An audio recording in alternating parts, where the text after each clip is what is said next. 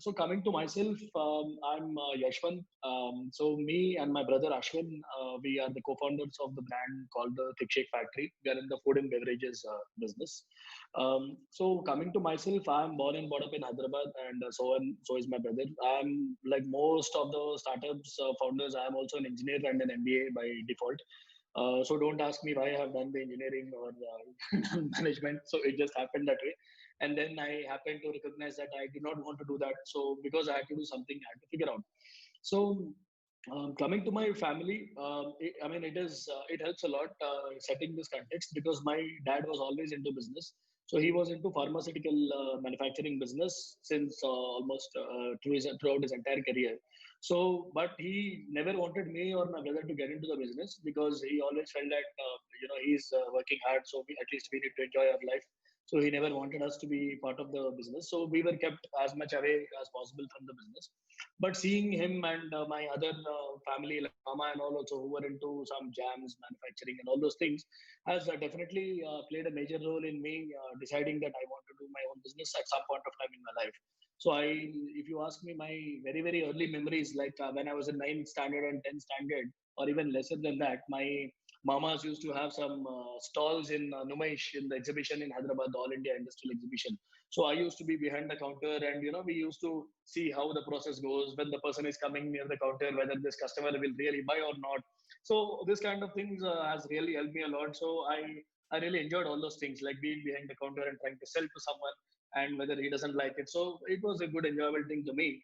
But honestly speaking, once I did the engineering, you're in a different ball game. You feel that you have to do in a job. So I was also in that thing.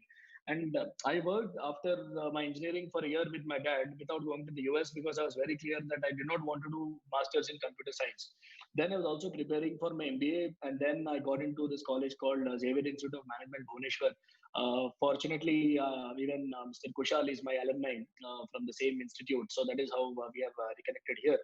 Um, so basically, after my engineering and before 1 year, I was trying to do something with my dad.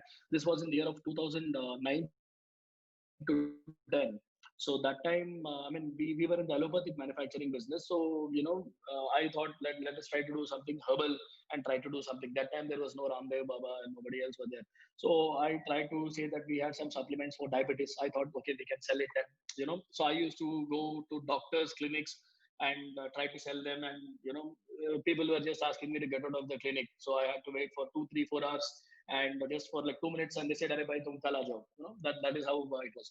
So I understood that it is not so easy to make money in the first place, and then I also understood that it will always help if you have good network and good contacts. I mean, as I know, the BNI is also extremely focused towards business networking, and I believe that is also the strength of BNI, because only when the network is there, when there is a huge network effect, then people can leverage each other and grow together. So I understood the value for network also at that time when I did not have too many contacts myself. So I thought, okay, once I'm going to some top business school, I will have all the contacts in the world. So that was my expectation. But the reality, as you all know, it doesn't turn out that way. And once I went there, I understood that it is like again you're back to square one, and it really doesn't matter to the outside world whether you're engineer or MBA or not educated at all, right? So it really doesn't matter. So, but honestly, I did learn a few things here and there in MBA, and I made a fantastic group of friends. I had a blast. So in my mind, I always wanted to do something on my own, but I did not get the opportunity. Like I did not feel that this opportunity is so big that I can leave everything and risk, that, especially since my family also was not interested to joining them. So I had to do something else because my family business was not open for me. My dad said this is not so big. I mean, he had his own reasons because that business was not so big. It was a formulations unit. So he faced a lot of ups and downs in his entire life. So he wanted that this is not such a big scalable thing that if you come here also, there's nothing big that you can do. So why don't you do something, you concentrate in your job, you'll be happy. That was his thing, with all due respect. So and then what happened was, but I was on the lookout for ideas, and then I understood that my dad is not going to support me in pharmaceutical business. I need to do something else. So I was always on the lookout for ideas and all. So luckily, it so happened that I went on to an exchange program to Europe. I'm talking about 2011-12. And that time when I went, it was like a basically it is supposed to be a fifth term internship, but it is more or less like a traveling program. Like for about 3.5, 4 lakh rupees, you get the chance to tour almost 20 countries in a matter of 4 months in the Europe. And so I grabbed that opportunity, and still I got some. Luckily, I got some scholarship in that. I could spend only 2 lakh rupees. I toured almost 20 countries in that. That time, I was on the lookout for ideas specifically because I thought that in Europe, if something is there, definitely we can implement it in India. I think that is a mark of every entrepreneur and every businessman. I'm sure all of you in this room will be able to resonate with that. Obviously, when we go abroad, we are on the lookout, right? If this will work here or something like that.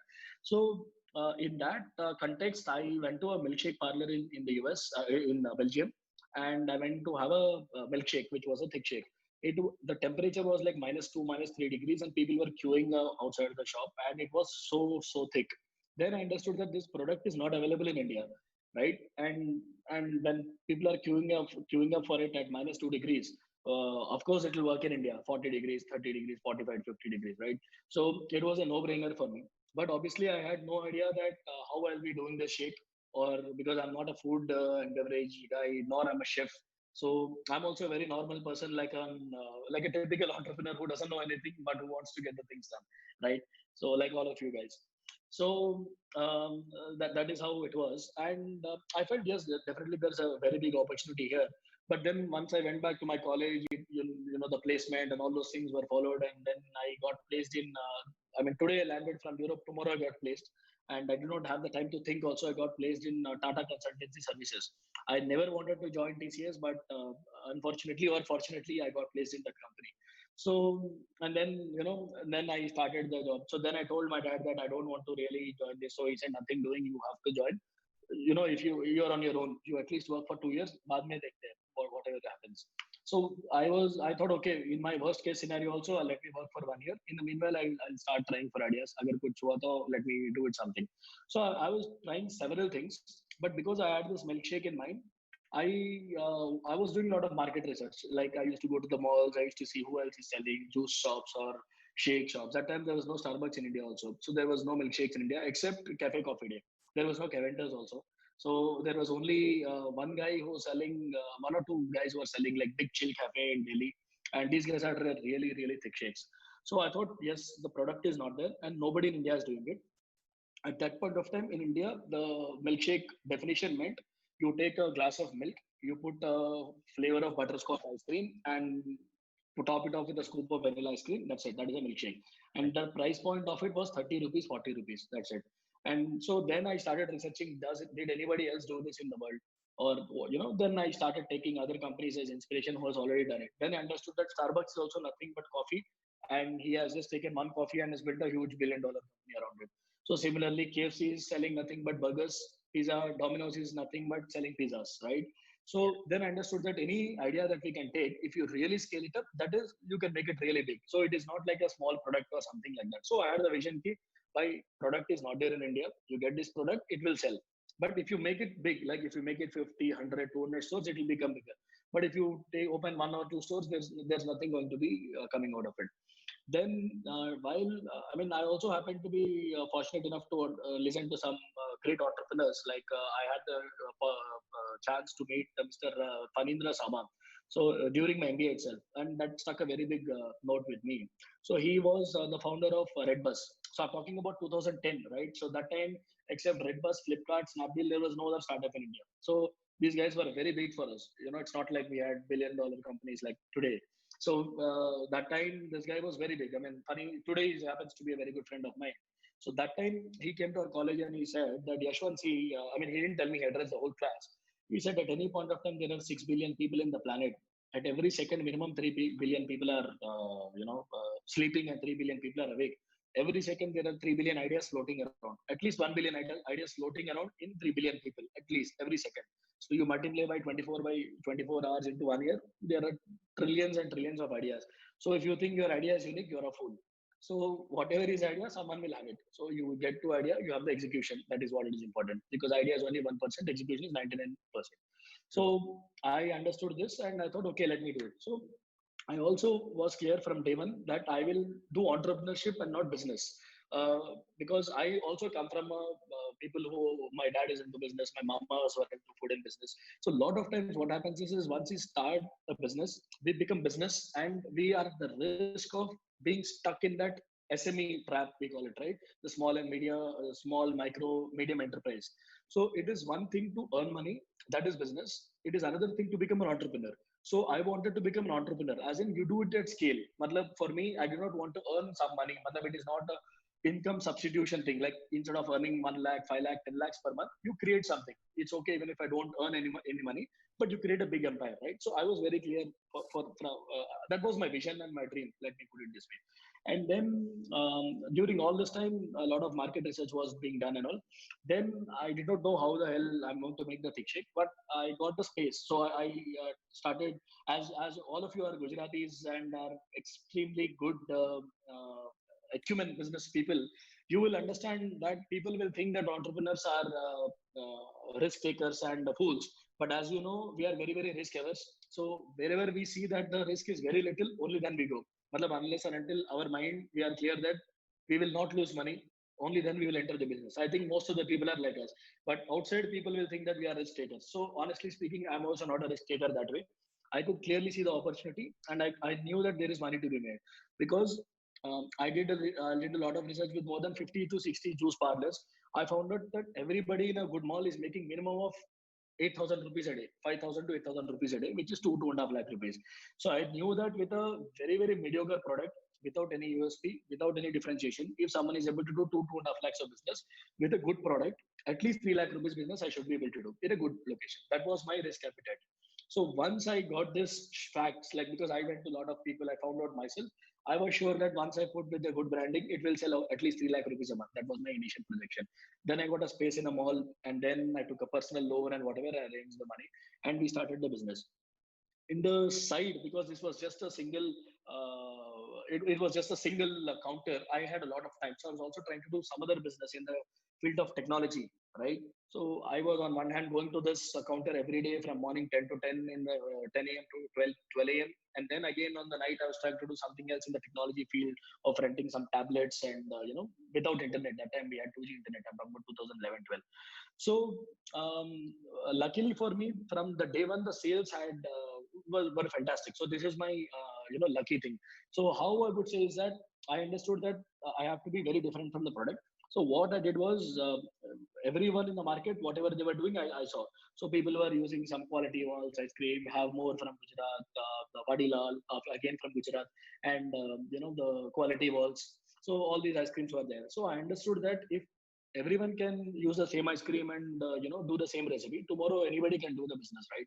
So I understood that the quality of the thick shake is very important on the recipe of the ice cream that is used.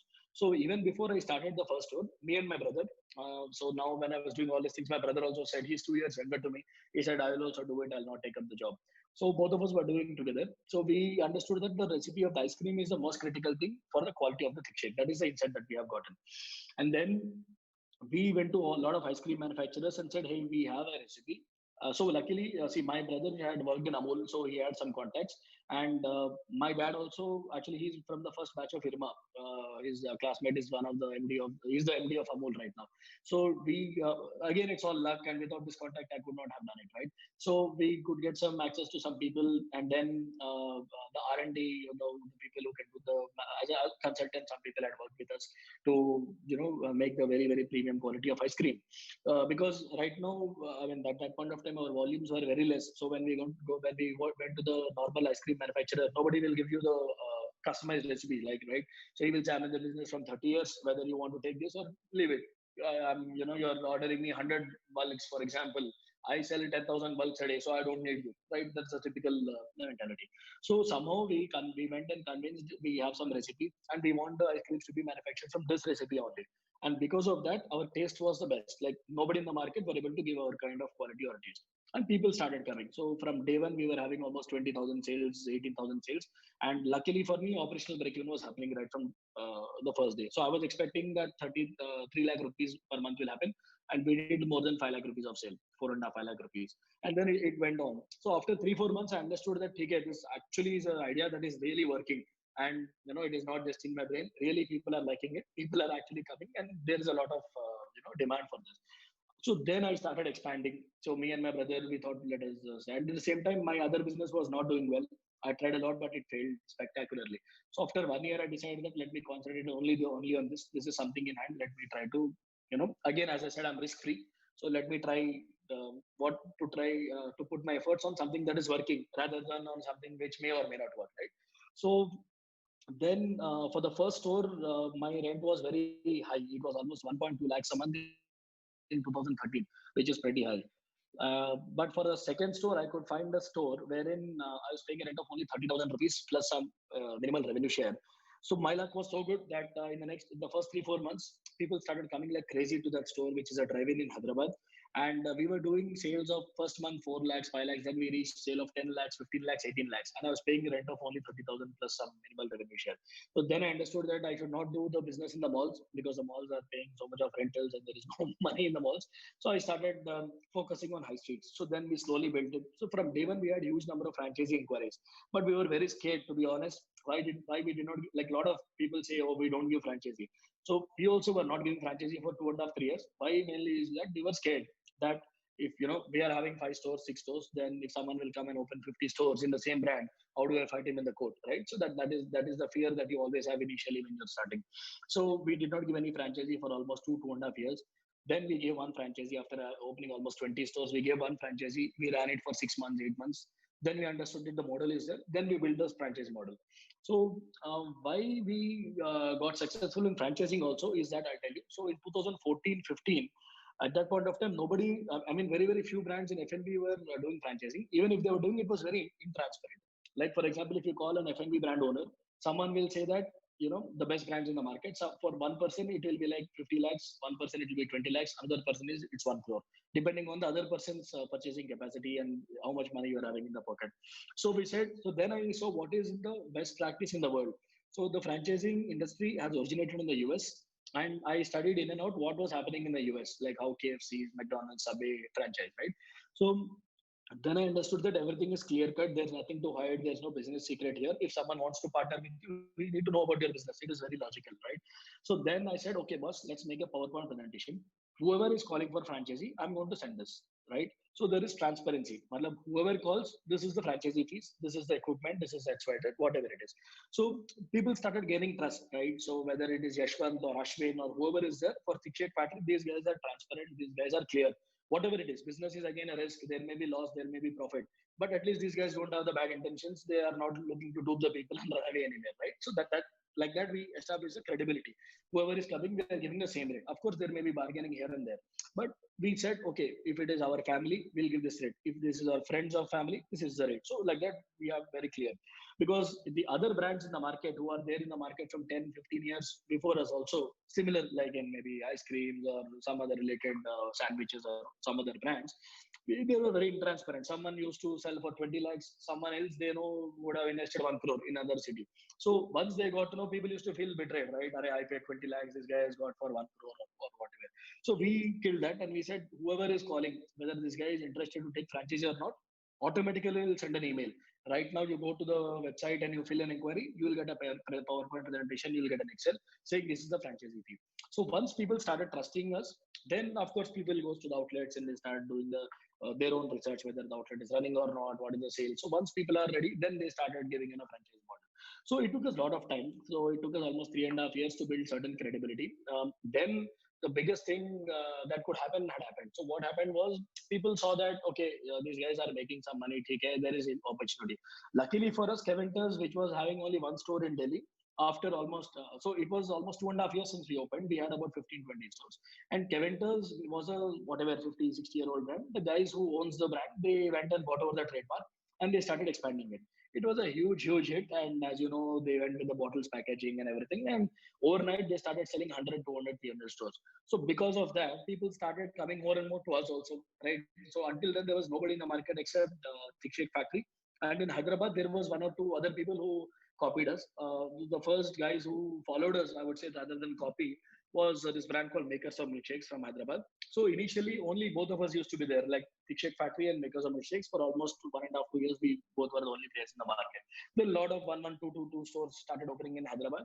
Then Keventers came and they changed the game, right? So people started selling like crazy. So in the last 2.5 years, we have opened 100 stores. Like it took me 2.5 years to reach to what do you say, like 25 stores. And in the last 2.5 years, we have sold 100 stores. So today we are having 125 stores. So Keventers in the meanwhile, instead of selling 100 stores, they sold 200 stores, right? So because of the better marketing that they did, honestly, I definitely think they succeeded at the bottle packaging better than us, and they brought that wow factor. But what happened was the problem with them was that initially people started buying. There was a lot of craze for the bottle, but we had a fantastic product. So we were like kind of old fashioned. We were like, hey, okay, people will come and go, but let us stick to our core basics. Let us continue to give the good product. So today there are hundreds of people in the market. Like Hyderabad itself has more than 100 brands and of milkshakes. I'm telling you about, and there are two to three national brands, including Thick Shake Factory, Keventers, and Frozen Bottle, which are at the national level. A lot of people have come and gone, but these three brands are kind of in the market and seem to be on a same footing. Let me put it this way, with all due respect to everyone. So this has been my journey, and today we are in terms of market share in South India, we are number one. So we are having a total of 120 stores pan India, out of which 80% are concentrated in South India, and we have done a turnover of almost 55 crores last year, and we are one of the few brands that have managed to franchise in the US. This is a Western concept, as I told you. I picked it up from Europe, and I'm reverse franchising into the US, where Americans are my main customers. Like we only have 5% of our customers as Indian Americans. 90-95% of our customers are all American. And today, going forward, it's a lot. I mean, we have only reached, and now with the COVID crisis, the entire game has changed. So everyone is back to zero. It's a reset game. So the things will never be back to normal, is what we feel. So we are completely pivoting ourselves. Um, so we feel that the food delivery is the next. It's very going to be a very big thing. So we are actually we are pivoting ourselves. So it's no longer going to be a competition between Thick Shake Factory and Frozen Bottle or Keventers. So we want to be competing with Rebel Foods or Fasos and Swiggy and Zomato. So we are planning to open almost 250 cloud kitchens in the next 12 months. And because as a businessman, cutthroat businessman, I would say that 50% of the supply is going to get, because I never use these words, because this is a community of Ahmedabad based businessmen, and in BNI, I understand that all of you are very well versed in business, or business families and so on. So it doesn't add any value for you if I'm not being open about it. So I definitely feel that 50% of the supply in the next 12 months is going to dry up. Specifically, 50% of all restaurants in India are going to shut down, and they're never going to open again. But in 1 year time, or 8 months to 12 months of time, the demand will be 60 to 70% of the original demand. It will not be 100%. It will be 60 to 70% in the best case in 12 months of time. So the supply will be definitely lesser than demand. So we are getting into a lot of things now. So we want to open 250 cloud kitchens in the next 12 months. Each of the cloud kitchen will have multiple brands. So in fact, we have just acquired a company. It will be in the news in the next 1 week, 7, 8 days. We are going to announce it. We have acquired a beverage startup, and we are building four more in-house brands in other categories, like other desserts and beverages, as well as food for the first time. So it will be as a separate brand. So this is the future, is what we feel for ourselves, the cloud kitchens as well as the physical stores that will continue any which ways. So I feel that as an entrepreneur, you have to be extremely agile and not be scared. And right now, the COVID crisis, initially when I was thinking that the things will become back to normal, but I definitely feel that the things will never be back to normal, and we have to adjust accordingly. So people who are best, who maintain during the recession, they will be the ones who will build very very large companies, as historical data shows us. So I definitely feel it's a great opportunity for every business right now to identify the gap and go whichever field you're in. If it is required, we have to pivot ourselves, because we need not keep continuing to do the same things and expect a different result. So now the normal has changed, so we need to adapt our businesses accordingly and proceed. So I think this is what we had to say. And I can also tell you one more thing that I'm proud of, and probably a lot of people in this room may associate with me better. We don't have a single equity investor till now. So 100% of the company is owned right now still between me and my brother completely. So we have only grown through the internal accruals and the franchising and all these money. And going forward, we have done some arrangement of the cloud kitchens. It's a separate company. So we have secured some funding for that. First time we are doing some equity route, and it's yet to be announced. It will be announced in a few weeks from now officially, that we'll be getting the funds to open 50 kitchens in the first phase, then 100, and then 100 and 100 more. So we are in for the long run, and we want to dominate the food service space. It's not just about milkshakes and thick shakes and ice creams anymore. We are going to be doing a lot of things. We want to dominate the food service space, specifically beverages and desserts, and of course, develop into foods as well. We are also launching a company in the frozen dessert slash ice cream space, along with Mr. Ritesh Deshmukh and Genelia. So these are my partners in one of the other ventures that we are doing. Everything will fall under the same company as well, right? And we are also in touch with Tiger Shroff to build a brand along with him. So now it is going to be the next level. And all these things we have done only in the last 20 days, right? 20, 25 days, all during the lockdown. So I feel it's a great opportunity for all of us, since everyone in the planet is free right now, sitting at home. It's a great opportunity to contact them and see what you can do. So I think this is how I would leave it, and I would most welcome a lot of questions and see if we can add further value to this discussion. Thank you. That was really great, Mr. M. Yashwant. Uh, Sir, looking at your story and the way you have explained, literally, I have one thing in mind. I want to ask you something that an idea is just an imagination, or you can say illusion, or maybe for some it is a dream. Now, to make it into reality, so I have got even many questions while you were speaking about your family background and everything.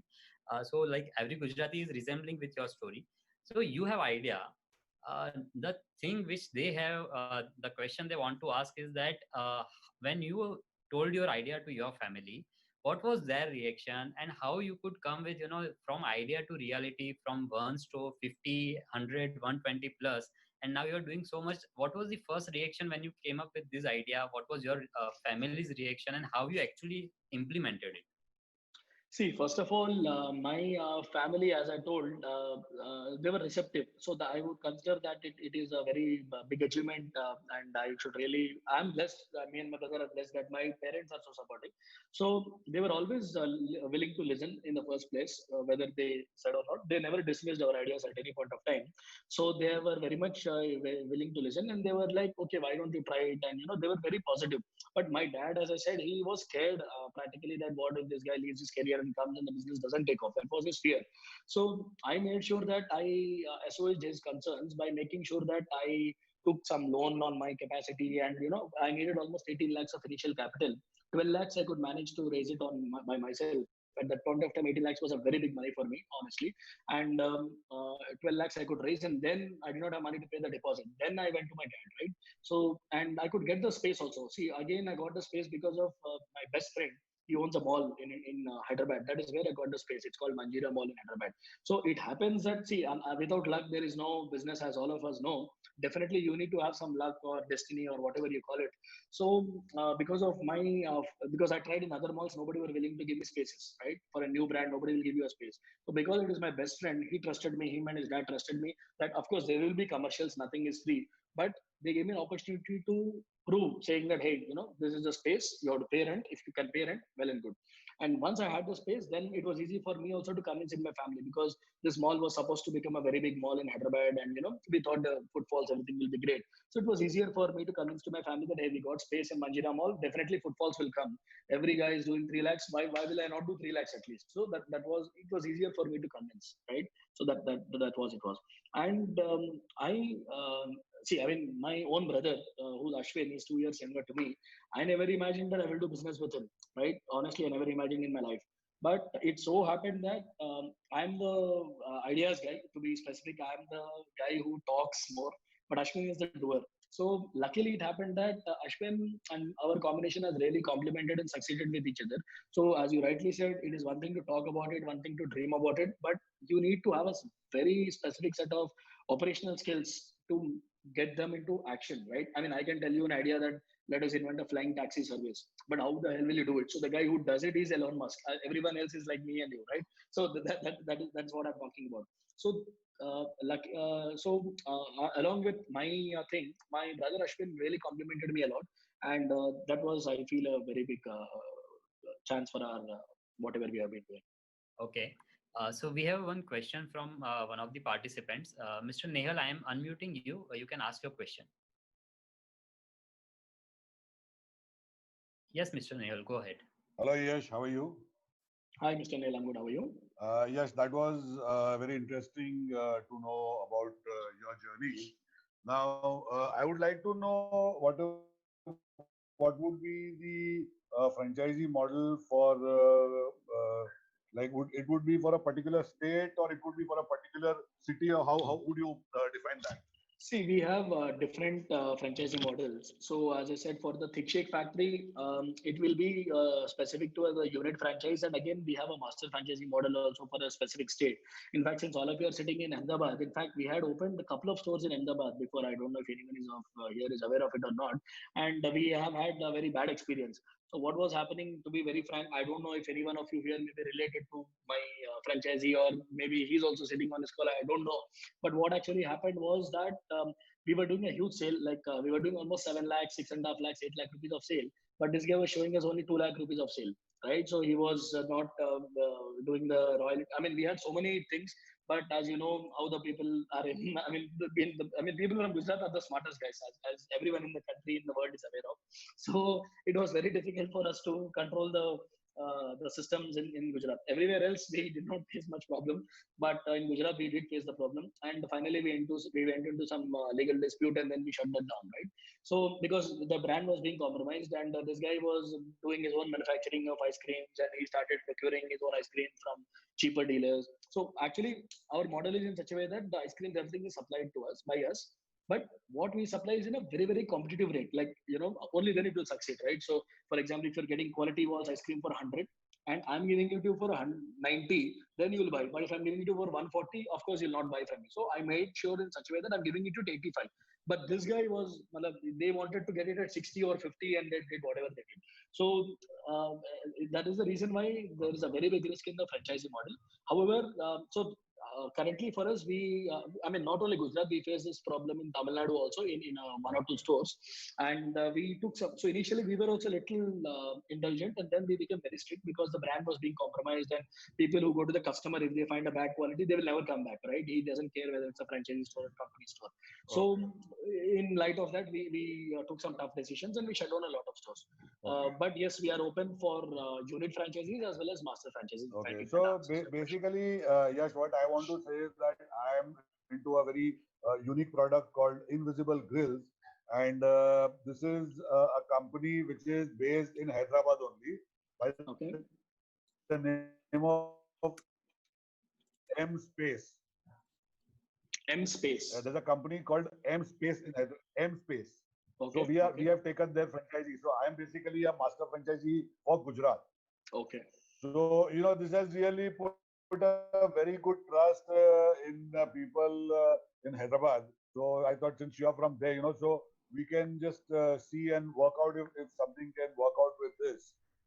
Because Sure, we can definitely connect after this. We need not make a deal right now. I'll be happy to take yeah, this no, no, forward. definitely. And one of the I see that you are from Gujarat.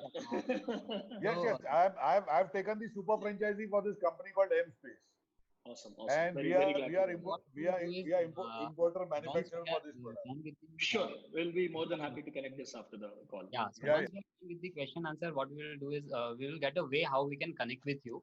So we will provide a way by which they can connect with the Thick Shake factory. So I'm Yashwant. One more question. You already told about this Ahmedabad franchisee. So we are sorry for the bad experience which you had. No, no, no, no, no. No. See, boss, anybody is business is business, right? So there will be loopholes in the business, and every businessman will try to see how you can bypass that loophole. As long as you're in the framework, it's acceptable. So you need not apologize for someone. I mean, it has nothing to Yeah. do with you. There's so many people have already asked me for that how they can approach you for the franchisee. I just want to know from you that when you are giving one franchisee or when you are selecting your franchisee partner or investing partner, what exactly do you see in them, or how exactly you move ahead with the deal? So this is not only for your business but also for other business, that how they can add value by collaborating with someone. So what exactly are your points on that? See, I mean, that's a very good question. So I'm answering this from a point of view of not selling my franchisee or not telling my franchisee criterion, but I'm telling it from the point of view with the industry in general, okay? Like, or maybe any franchise industry in general. So initially, what we thought, I mean, I'm telling you my journey through this so that you may be able to understand the thought process. So initially, like when I'm talking about 4 years back or 5 years back, we thought that people with a lot of money are good franchises, right? So, and then but when we gave our franchisee to the first guy who took the franchisee, he was a student. So our first franchisee was with a student who was only 20. 2-year-olds at that point of time. And him along with the two more people had launched this franchise, right? So, I mean, his parents had supported him, three of them. So they had a lot to lose, right? I mean, it was a question of proving their credibility to their parents and because they are into some other businesses. They had the financial capability, but it was their first venture. So they had to prove themselves to the world. So that worked really well for us. So later on, we realized that money doesn't matter. Matlab, in certain things, in an individual unit franchisee, we don't really care if the guy is having crores of money in his bank or not. We don't have that kind of financial regulations. But what we see is how much does he have to lose if this franchisee doesn't work? That is number one. And number two, how much does it matter to him? That is our main criteria. Like, for example, if someone is doing this, and if it is a substantial, if this adds to his income substantially, that is a very probable rate of success. Like, I'll give you an example where a lot of my franchisees are working in IT companies, so their salaries are around the range of 12 to 20 lakhs per annum, right? So two of these people team up and they invest about 25 lakhs or whatever is for the franchisee, and they keep getting a income of 1 lakh, 1.5 lakhs or whatever it is per month. So it is an incremental income of 50 to 75% of their existing income. So it means a lot to them, right? It doesn't mean that they don't have money. It doesn't mean that they have a lot to lose, but they stand to gain a lot. So this kind of professional people also we encourage very much. However, in the last 1 year, we also realized that this also has a problem. Like, people with 1 year or people who are just 22 with their parents support, what happens is this is a long-term game. Like, a franchising in the food beverages industry is a 5-year game. It's not, I mean, we sign an agreement for 5 years, so it continues for 5 years, 8 years, 10 years. That is the longevity of this business, right? So 1 year, 2 years, my short term, whoever is coming, that will not survive. After 2 years, his enthusiasm will die down. The franchisee will start thinking, why I have to sit in this business? I'll make money somewhere else, which is very natural, right? So in the US, if you see, the people say that you have to be on this full time. So 90% of the US franchisees of Subway owners or McDonald's or KFC, the owners are sitting in the store and they're doing the business. That is a sure shot way of ensuring the success of the franchisee model. Whereas in India, as all of us know, it is almost impossible to have that, because with 20, 25 lakhs of investment or 30 lakhs of investment, there are thousands of people, like so many of you in this room, who will be able to invest that money. But obviously, I don't expect that you will be sitting in the store and running it, right? So you will hire someone, and for them, it is not important. It's just a job for them, right? So we have come up with this model called franchisee owned, company operated. And so in this model, we are saying that, hey, if you are having a lot of money, so we have certain regulations for master franchisees and for other people. So if someone wants to invest X number of crores or something, we first vet them, that whether they are credible people, whether they understand the risk of the business, because this is not a guaranteed business. There's definitely some percentage of risk. So it's important to get into the business by understanding the risk, not just the return, right? So whether they understand all these things, and if they are willing to invest, what are their expectations, and if they can align with us. So this model is working well for us. So because we continue to operate the company, we do whatever best we do, and we give them certain return of the revenue and the profits. So that model is also working beautifully. So I think it is extremely difficult for me to tell you which is the right model. Every business has a very different set of challenges. So I would say that you should consider all the possibilities and play accordingly according to your own business. Okay. So, Mr. Yashwant, everyone wants to, live on top of the mountain, but it is said that the actual, the happiness and the growth comes while you are climbing it. So, during your journey, do you have any such specific incident which you think that as a leader or as a entrepreneur has helped you a lot in your journey, and that may be helpful to all the businessmen as well? So I learned this from one of my mentors. His name is Anurag Batra. He's on my advisory board. He's the chairman of my advisory board. He owns the Business World magazine and Exchange for Media. He's the MD.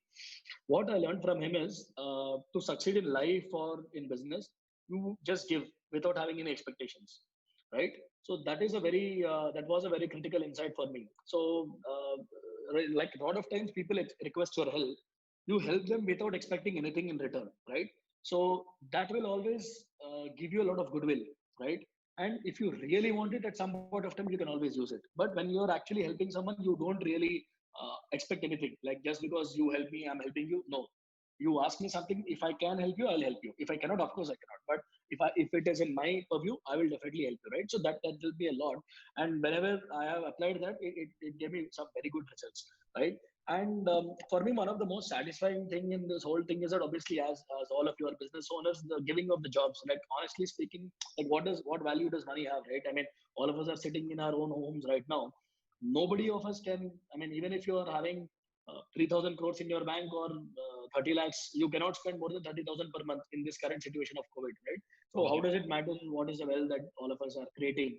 So you need to have the goodwill in the market. You need people to respect you. These all things are the long term, and the money really doesn't matter. So for me, one of the biggest satisfying things is that a lot of people, we are able to provide jobs. So today, directly, indirectly, almost 600, 650 people are employed by us indirectly as well as directly. So that's a very so when I started, I thought if I give jobs to 100 people, it is my dream. That was my goal actually when I was having 4 people. So now we are having 600, 650. So that's a very good satisfactory thing for me. Okay. So you said that post COVID-19, almost 50% of the restaurants or maybe the food chain might close. But even after that, there are tough competition in food and beverages market. So in this kind of tough competition, when you have multiple people coming in this particular market, how do you exactly manage your products, your brand, and your franchise model? So that's a very good question. So when I said initially I started, it was all about the product, right? So people were just coming us just for the product, right? So today also we have the best product in the market, but we don't sell just because of the product. It is the brand. So because you can easily replicate the product, right? I mean, more or less, maybe you may not be able to do 100%, but really, if you put all of your mind, of course you'll be able to do it. Man, I'm not such a fool that nobody will be able to prove my product, right? So it is about the brand and it is about the confidence that the customers believe you and the customers trust you. That is what is the brand, right? So as you grow more and more, you have to be extremely conscious about the brand that you're building, right? So today the customers come to us because we're Thick Shake Factory, just not just because we are the making our own ice cream or anything, because it's a brand, right? So because you are having so much presence, you are employing so many people, you have a certain set of insights with your customers relate to you, you message them, so many things are there, right? So I would say that the brand is the most important thing, and brand is not just a logo, right? So it takes a lot of time and years to make a brand. I mean, it's been 6.5 years since I started the brand. So today we are in certain position. It's not like in 3 months we have created a brand. So I would say that anything takes time, and there's nothing good or bad. Like for example, if you see Swiggy has created a $3 billion brand in maybe 5 years, right? So I would say compared to them, I'm nobody, right? But I think everyone has their own curve and own set of challenges and own set of growth. So I would say that whatever you're building, you be sincere, and then automatically it keeps. I mean, it's a very I think it's very generalistic. I don't know if I've been able to answer your question specifically or not. No, no, you 100% satisfy that. Yes, but whatever you said, that I would just say that limitations are just in our minds, and if we conquer our mind, that it is all limitless things. So we have one See, question. I wanted to add it to you. So, especially because I'm in the food line, so I studied what Subway, Domino's, KFC has done in the last 50 years, right? So, I went to the extent of reading their 30-year backdated articles through Google. Everything is available in Google. I saw how their stores look like, and everything is available in Google. It's just that how you can manage to search it, right? So, I understood that why do people come to KFC or a McDonald's or Subway is that every single time the same product has to come out. That's it, and you get the same experience in terms of product, in terms of customer, in terms of delivery. That's it.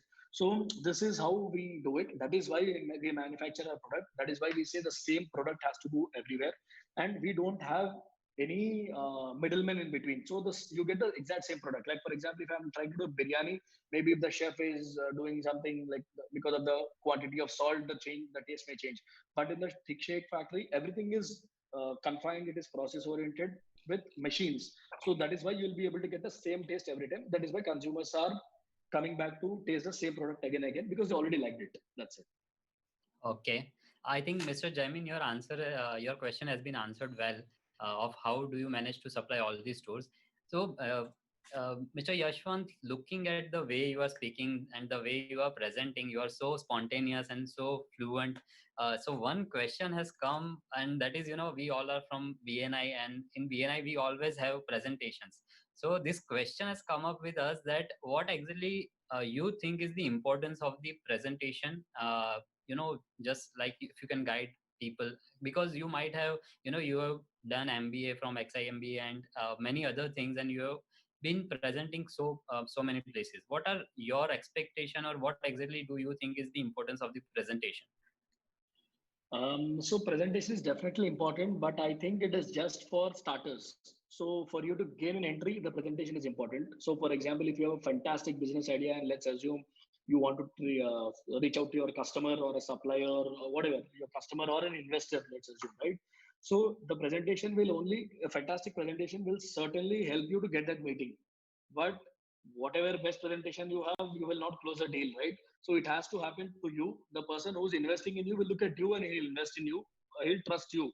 So as a BNI, or you're your own business owner. Matlab, even if Bill Gates come to you, you don't listen to him because you are the owner of your own business, right? So that is the freedom that on every entrepreneur love, and that's why we all do businesses, so that you don't have to listen to anyone, right? But again, having said that, I think the presentation will help you to gain that entry, to gain some trust. Like, for example, let's assume that you may say that, hey, I have a supply of electric switches to supply you, right? So I have 10 people in the market right now who are supplying to me. But if you send me a fantastic presentation on my WhatsApp, I'll check this and think, hey, this guy seems to be better than 10 more people. Why don't I talk to him, right? So I will that will help you. But after you gain that, again, it's a matter of cost, it's a matter of margins, it's a matter of how well you'll be able to deliver and supply, all those things. So I think I have answered your question, hopefully. Yes, very true. So we have many questions, but I am taking few of the questions which are coming in my chat box. So this question has come up that food industry is one of those industries which are going to be hit very hard in this COVID-19 times. And specifically when we are saying that thick shakes and ice creams, thick shakes are a bit kind of a luxurious. So where do you see your brand after COVID-19, and what are your plans to combat that particular this situation? So I think for every entrepreneur, this applies that how well we succeed or fail is defined by how well we can foresee the future, or at least attempt to see the future, right? So everybody will know the future in a course of time. It only matters whether you are able to see it before others or not, and predict it whether others or not. It can be a matter of 1 month or 1 year or 2 years or 20 days also, and you can make or break everything according to that.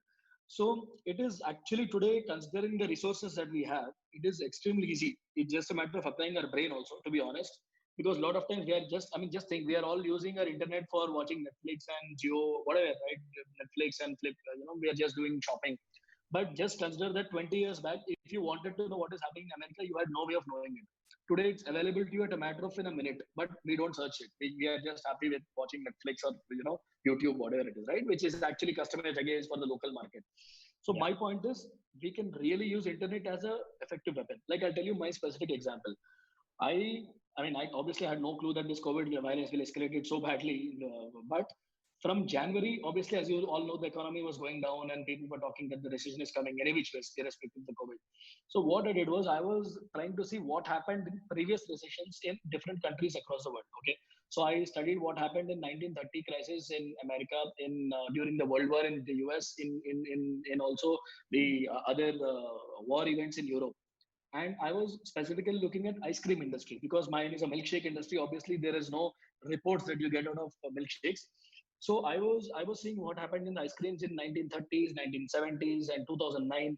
So I got to know that the sales, even during the recession when entire world was going down, the ice cream sales had increased by 20% even in 2009 recession. Why? Because people are depressed during the recession and people want to have some joy. So people cannot spend like millions of dollars to purchase a house or spend lakhs of rupees to buy a flat. They are happy by eating a small ice cream, and because it gives a sugar rush, you feel happy by this. So I understood that my industry is recession free, number one. I mean, at least with respect to this, right? Number two, I was very closely following what the developments were happening in Wuhan, because that is where the entire crisis was happening. I understood that food delivery is going to survive even during the recession, because in Wuhan as well as Italy, food delivery was happening. So I was 100% sure in India, food delivery will not be banned, right? So I told all my team that, guys, let's be prepared for a scenario where very, very soon our stores will shut down, but we will be online sales. So let us start marketing online. Let us do better types with Swiggy, Zomato. Let's start our own deliveries.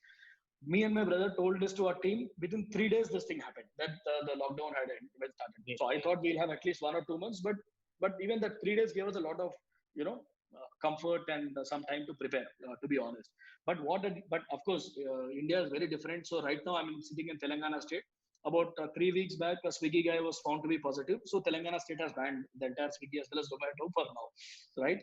So I was wrong in this sense. But yes, of course, in other areas of the country, Swiggy, Zomato are online. So my point is that we can figure out, but as long as the industry is not dying down entirely, we can of course find a way to move forward. I hope I answered your question.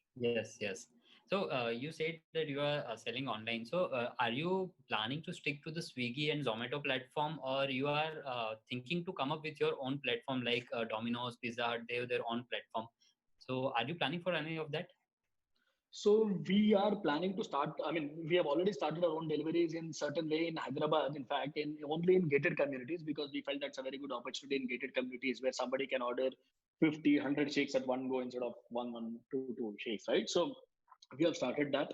And to be honest, we really cannot compete with Swiggy and Zomato because they have raised $3 billion or whatever just for doing the delivery, right? I mean, and still they're in loss. So if you think that we can outbid them, it is impossible, practically speaking. But it definitely helps a lot to maintain the customer data because we get all the data from Zomato of the customers and we can access them directly. Swiggy, we don't get the data, so definitely we want to de-risk ourselves by doing our own deliveries and the most important thing is the access to customer data. So once Swiggy and Zomato is there, some of you maybe in the apparel trade, I don't know. So whenever Flipkart and Amazon is there, you know, so I know, I mean, one of my very close friend, his company does 130 crores of turnover. He also started along with me, and 100% they do it only via Flipkart and Amazon, right? So this is a very big risk for them. So because they don't have any access to data, so tomorrow Flipkart just removes them from that, they're gone, right? So it's very important to maintain your own brand and main the brand that Flipkart, Amazon, and Swiggy will want to have XYZ brand or Thick Shake Factory on Swiggy rather than the other way because they will obviously open their own private labels and they will start their own competition and all those things, right? So the bigger the brand is, the better the brand is, the more power we are having. That's how we look at it. Okay, okay. Members, I have lots of questions, but as time is almost done, so I will just ask one or two last questions if that is fine, Mr. Yashwant.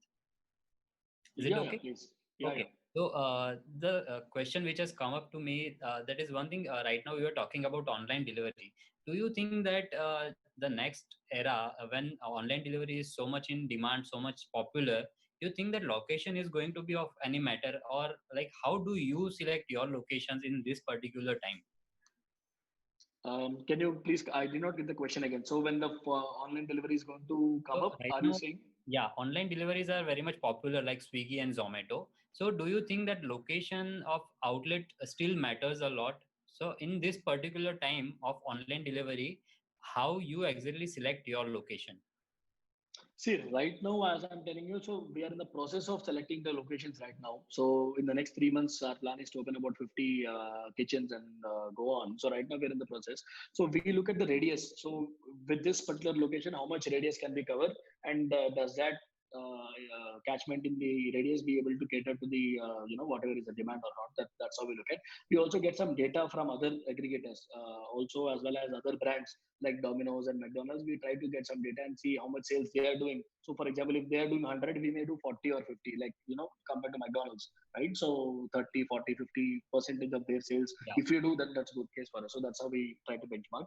And location, see, this is a temporary phase. I mean, by temporary, I mean it can go on for 6 months or 1 year, but I don't expect to continue the same situation that everyone is sitting in the home beyond a year, because anyways the lockdown is going to ease very shortly as we speak, and the restrictions are going to ease. So we are preparing for a world post COVID, and as you know, all of us are frustrated sitting at homes and doing just being online. So the retail commerce is going to retail, as I'm saying, offline is going to increase like anything. So you can just Google this term called revenge buying that is happening right now as we speak. So in China, a Hermes store sold $3.5 million on the first day of its reopening because people are frustrated sitting at home. They just want to do some shopping, right? So we are expecting the same in some places, in some malls, and in some good high streets. If you see in New Zealand, for example, you can just Google this as well. People are queuing up outside McDonald's to have burgers and milkshakes, right? Because people are just frustrated sitting at home and ordering it or whatever, right? So we see the huge possibilities there as well. So retail commerce will in which ways be there, but online now will improve a lot more. The growth Okay. rate will be tremendous. Yes. So, members, just two last questions I am taking. So, Yashwant, if you like, your story is really inspiring. But if you look at all the inspiring stories, that may seem to us that these are, overnight success, but it has taken a lot. In your journey, what are those, to our members, if you want to give three tips or three suggestions for them, what would be they? Any three suggestions or tips for our members? See, number one, there is no overnight success anywhere. Matlab, whoever, I mean, all of us are into business, so all of us know that. So there is very, very few people who really grow like crazy in a matter of 1 month, a few months or a year. So it takes some time. So I think it's useless to benchmark. I mean, it's good to benchmark ourselves, but it's useless to compare us with someone else because you never know what is their circumstances, what are their advantages or limitations. So I think we all need to be satisfied with our own curve. Number two, I would say that we should dream big because it has no cost, first of all. So, you can just dream big. You may aim for 100, you may land up at 50 or 60, but a lot of people will not even dare to dream big. They will only be thinking, five, see, I can only land up at 5, so I will think I'll do 5 or 6. So I would say that nothing is impossible and you should really dream big. Even me, like, for example, once you get stuck in the day-to-day operations and so many things are going on, it is very difficult for us to focus on the vision on a day-to-day basis and say, hey, I want to build a 1,000 crore company or whatever, right? So practically speaking. And the number three, I would say we should trust. Like, obviously, none of us can do any of these things alone. A lot of times what I see is a lot of very, very smart businesses, they cannot scale up because they don't have the team, right? So I mean, I have, on the contrary, I have seen 5,000 crore companies also operating like a sole proprietary concern without the directors, MD, nothing will happen. But I would say that, I would say rather the MBA way of building it, let me put it that way, is to give up control and not be so control freak. As it comes naturally to almost all the businessmen, to not be a control freak, it's very difficult. So you give up some control, trust people, and follow up with them whether they're really doing it or not, right? So once you give some trust to people, if possible, you can hire people better than yourself. Only then we'll actually grow. So I work with a fantastic set of people right now. So the people who are working with me, they have left jobs in very large MNCs and they're working with me in my team, trusting my vision and doing it. So, and people who are having 20 years experience are working with me in the hospitality sector, right? So my point is, if you're able to inspire them and give them a vision, people will come with you, and you have to trust them and let them execute it. I think that's very important. Really? Practically. Yeah. No, but really, these three things, members, I think these three things, if you think that, if you implement this in your life, then really it is going to be of very much of help. One last thing, Yashwant, many members, I have already told you that many members are asking that how they can connect with you. So just if with our LT or with Kushal, you can drop a message that if they want to connect with you or if your company, how they can connect, that will be very much useful. See, I Maybe. can put it on the group. I can, if you want, I can type on Yeah, my sure. email ID as well as my LinkedIn profile. You can feel free to reach out to me. And also, I was just seeing some questions. Should I answer those or what do you? So Yeah, yes, someone, sure. If we have time, then we can surely go for it. yeah, I have 10-15 minutes if Sure. you are up for it. So I just if the Nirmal class, so if there was so much of sale, why didn't you think of opening it by yourself, right? That's a very valid question. So as I said, for the first one or two outlets, there was a sale of 18 lakhs or 15 lakhs, whatever I've told you. So first one, we had only opened it. So the first 2 years we did not open it. We did not have a single bank loan. So we were only opening all the outlets. So almost for 10 outlets, we opened all the outlets on our own. Then we gave one franchise. Then we again opened 3-4 outlets on our own, right? So initially all of them were company owned and company operated. Then what happened was, obviously we cannot, so either we had two options, three options. You either take a debt from a bank, or you take a equity in form of investors and dilute your equity. Number three, you get for franchisee. So we had already tested out a franchisee model where for 6-7 months someone had run it successfully. So once we were confident, we started franchising, right? So of course that was any day that's a much better option for me, to rather than diluting my own company or take some debt. So, but over a period of time, we eventually took some debt and we are doing those. So it's a mix of both. Right now, as we speak, today we no longer have a model where one can operate the stores completely by themselves. So they only have to operate it through us if someone wants to invest in 1, 2, 3 stores. So it's a long process. Number two, how do you manage the supply at all the stores raw material for your product? So in the F&B business, the raw material is the most important thing, as you know. So we manufacture all the raw materials by ourselves, or we have authorized suppliers or distributors, as I was telling you. So all the ice creams and some other sauces and everything is manufactured by us, and we sell to the franchisee directly. And all the raw materials are given by the approved suppliers or distributors, like whatever thing.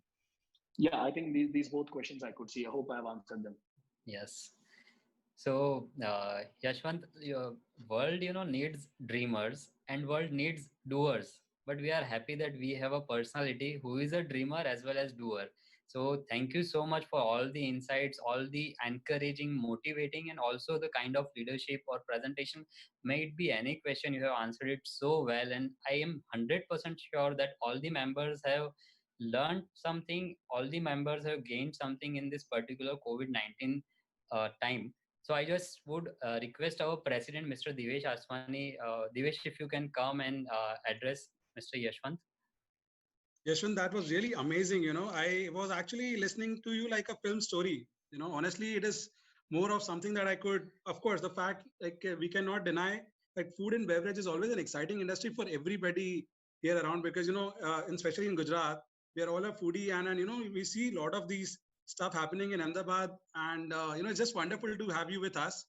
And of course, there's a point you made like, luck favors the brave, but the execution is the key, which you have highlighted really well because I'm sure like people who are into executing and as Pratik said, like, we need dreamers as well as doers together and the world will be yours. So definitely that's something really impactful that you have made a great point with us. And of course, like the success coming with you with the food and the Bollywood industry combining together with new things that you will be achieving. So we wish you all the very best for your upcoming, things that you will be doing and executing. So all the very best, and thank you once again for being with us today and giving your precious time. And of course, I would also like to thank the members who have taken out their time and come together and make it more exciting, of course. And of course, not to miss out our sponsors, Diagrid Consultants, Nirmal Glass, Savaria Marble, and MS Associates for showing us that particular faith at that initial point. And of course, our very own VP Kushal for inviting Yashwant to this particular talk. And of course, not to mention Pratik, who have again made sure we have a smooth conduct of the event and making sure everybody is happy at the end of the day that the things have been going on. So thank you so much once again. And thank you, Yashwant, once again to you. Thank you. Thank you so much, Devesh, Kushal, Pratik. I really appreciate it. All of you listening to me patiently. Thank you so much. Look forward to connecting with a few of you after this. Thank you. Sure. Thank you so much. Thank you all the members for joining us. Thank you.